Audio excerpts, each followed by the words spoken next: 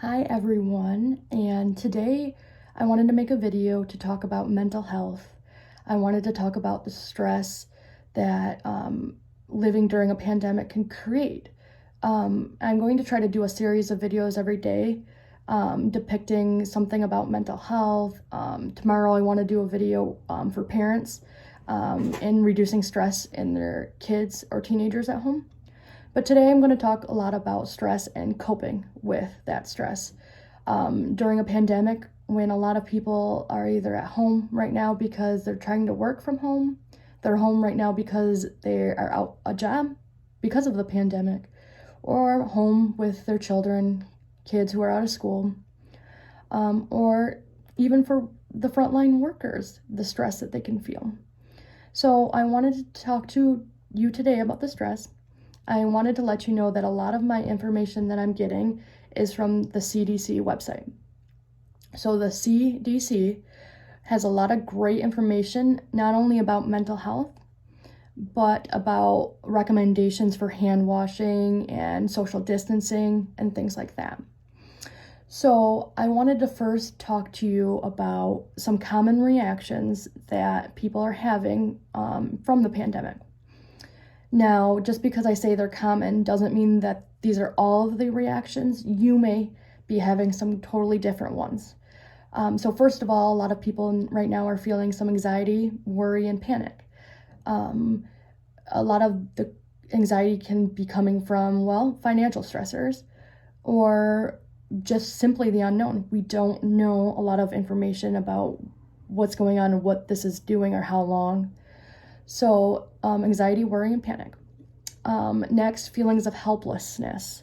So that would be like that loss of control, feeling like you have lost control, because when a pandemic hits a nation, we don't have a lot of control over the situation, and I'll talk a little bit more about that in a little bit. Another, we're social distancing, so feelings of social withdrawal, isolation, loneliness, difficulties concentrating, sleeping, and eating. Anger is a common reaction because simply a loss of control can cause this anger. And hypervigilance to your health and body. So paying closer attention, maybe let's say to your breathing or how your chest feels when you're breathing, and maybe never having a problem before, but now thinking, your body's thinking, or you're hypervigilant to maybe it feels a little bit tighter. And could there be an issue? Maybe.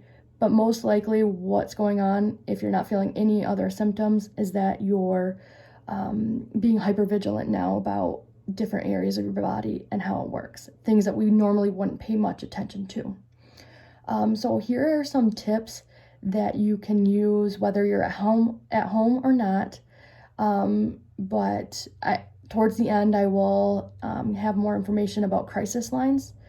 And if you're feeling at any point that you want to harm yourself, someone else, kill yourself, and you're having those suicidal or homicidal ideations, please contact 911. That's the best bet. So now on to the tips for coping. The first one is very, very important. Taking breaks from watching, reading, or listening to news stories. This includes social media, your Facebook stories and the Facebook news. Hearing about the pandemic repeatedly over and over again can be very upsetting and bad for mental health. So take a break. Second, take care of your body. Learn to take deep breaths. Look up deep breathing techniques. And if it's something that you want me to go over with, I will. But taking deep breaths, stretching, and meditating are very important. And as much as you can, try eating well-balanced meals. I know it can be very hard, especially being at home, but really try to eat those balanced meals. Get enough water, get plenty of sleep. Look at your sleeping schedule. Are you doing things differently than you would have if this wasn't a pandemic? Really pay attention to how long you're sleeping for, if it's not enough or if it's too much. and avoid alcohol and drugs. Now, make time to unwind. And this can mean trying some new activities that you've always wanted to do and now have more time for. This could be a new hobby. Could be like that dusty guitar you have sitting in your room that you've never had time to try. A piano. It could be reading. Maybe there's even a movie or a show you've always wanted to start and you just haven't had the time. Now is the time to start doing some of that stuff.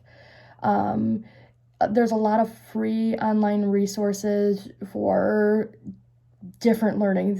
There is guitar lessons. There is sites that you can learn new languages. So use this time to do something you've always wanted to do. And connect with others. This is very, very important. Talk to your loved ones, no matter how you can. If it's on the phone, maybe they have FaceTime. Maybe you can video chat them. Anything to stay connected, especially if you're living alone. It's really important to reach out to people. Maybe reach out to someone you haven't had a chance to talk to lately. Reach out to your loved ones and just connect to people. That's very, very important. The next one, get moving. So exercise is very important. And even if you can't go outside to do this, there's a lot of sites now offering free exercise programs from home that you can follow along with. So exercising is very important to get your body up and moving, and it helps your brain stop overthinking things. This one is really important for, especially for people who are now trying to work from home. Plan your day out. Some normal stuff is good. So maybe that is waking up at the same time you normally would have.